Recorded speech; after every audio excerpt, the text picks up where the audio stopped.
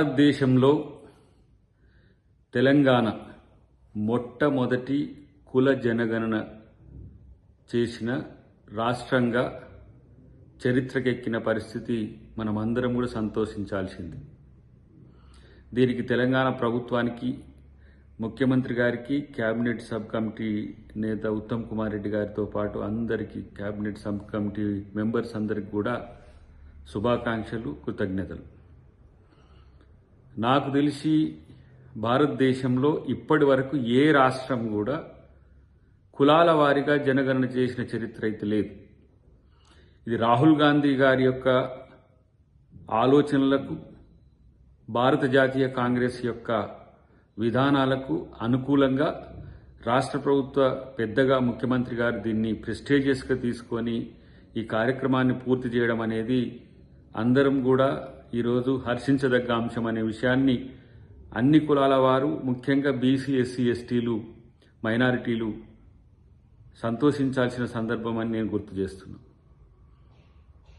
ఇంతవరకు గతంలో ఏర్పాటు చేసి ఎంతో పెద్ద ఎత్తున భారీగా నిర్వహించిన సకల జనుల సర్వే ఇంతవరకు రిపోర్ట్స్ పెట్టలేని పరిస్థితిని కూడా మనం గుర్తు తెచ్చుకోవాలి. కులాల జనాభా వివరణను తెలుసుకొని సీక్రెట్గా దాన్ని దాచిపెట్టి ఆ కులాలకు ఏ విధంగా గొర్రెలు, బర్రెలు, లేకపోతే ఇతరత్ర చేపలు ఇట్లా అని చెప్పి ఆర్థిక తాయిలాలు ఇచ్చి ఈరోజు ఆ ఓట్లను వాడుకునే స్థితిలో గత ప్రభుత్వం ఆలోచించింది. అది కూడా సీక్రెట్ రిపోర్ట్ని అట్లనే ఉంచింది. కానీ ఈ ప్రభుత్వం షార్ట్ టర్మ్లో 2-3 నెలల లోపే ఒక కమిటీ వేయడం, ఆ కమిటీ రిపోర్ట్ ఇవ్వడం, దాన్ని డిస్క్లోజ్ కూడా చేసిన చరిత్ర ఇంతవరకైతే దేశంలో లేదు.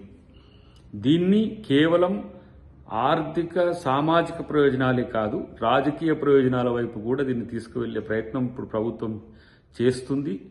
ఆ ప్రక్రియ రేపటెల్లుండి కూడా మొదలవుతున్న పరిస్థితుల్లో ప్రభుత్వానికి బడుగు వర్గాలన్నీ, బహుజన వర్గాలన్నీ కూడా మనం మద్దతు ఉండాల్సిన అవసరం ఉంది. భవిష్యత్తులో ఈ వర్గాల యొక్క అన్ని రకాల ప్రయోజనాలను చేకూర్చే విధంగా ప్రభుత్వం నిర్ణయాలు తీసుకోబోతుందనే అంశం మనమందరం కూడా గుర్తుపెట్టుకోవాల్సిన అవసరం ఉంది. కాబట్టి గత ప్రభుత్వాలతో పోల్చి ఈ ప్రభుత్వం ఇచ్చిన నివేదికకు సంబంధించిన అంశంలో మీరు అనుమానాలు పెట్టుకోకుండా ఆయా వర్గాల యొక్క సామాజిక, ఆర్థిక, రాజకీయ ప్రయోజనాల గురించి మాత్రమే ఆలోచించాలి. ముఖ్యమంత్రి గారితో పాటు అందరూ కూడా అదే విషయంలో చాలా స్పష్టంగా ఉన్నారనే విషయాన్ని మాత్రం చెప్పగలరు. తెలంగాణ ప్రభుత్వం చేస్తున్న ఈ ప్రయత్నానికి కేంద్ర ప్రభుత్వ మద్దతు కూడా ఉండాల్సిన అవసరం ఉంది. సామాజిక శక్తుల యొక్క బలం కూడా ఉండాల్సిన అవసరం ఉంది. ప్రజా సంఘాలు, కుల సంఘాలతో పాటు ఇలా పౌర సమాజం కూడా దీనికి మద్దతు తెలిపి చేయబోతున్న సామాజిక అభివృద్ధి కొరకు చేయబోతున్న అంశాలన్నింటిలో కూడా మీ వంతు సహకారాన్ని అందించాల్సిన అవసరం ఉంది. విమర్శలు, ప్రతి విమర్శలు, లేదంటే రాజకీయ కారణాలతో కొంతమంది చేసే స్టేట్మెంట్స్ మనం పట్టించుకోవాల్సిన అవసరం ఉండదు. కానీ డెఫినెట్గా ఈ కుల జనగణన అనేది ఒక రెవల్యూషన్ ఇండియాలో కాబోతున్నది. బీజేపీ ప్రభుత్వానికి కూడా మేము విజ్ఞప్తి చేస్తున్నాం, మీరు 2025లో చేసే జనాభా గణన కూడా కులాల వారీగా చేయాలని చెప్పి దాన్ని ముందుగా కాంగ్రెస్ పాలిస్తున్న రాష్ట్రాల్లో దాన్ని అమలు చేయాలనే ఉద్దేశంతో ఇక్కడ మేము ఏర్పాటు చేసినాం. కాబట్టి మోదీ గారి ప్రభుత్వం కూడా కుల జనగణనకు 2025ను బేస్గా చేసుకుంటే అన్ని రకాల అంశాల్లో స్పష్టతకు అవకాశం ఉంది. ఇది కేవలం రాజకీయ ప్రయోజనాలు మాత్రమే కాదు.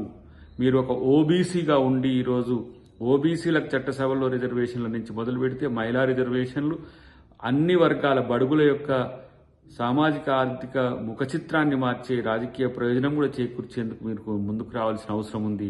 ఈ అవకాశాన్ని బీజేపీ ప్రభుత్వం కూడా తీసుకొని కుల జనగణన చేయాలని చెప్పి నేను డిమాండ్ చేస్తాను.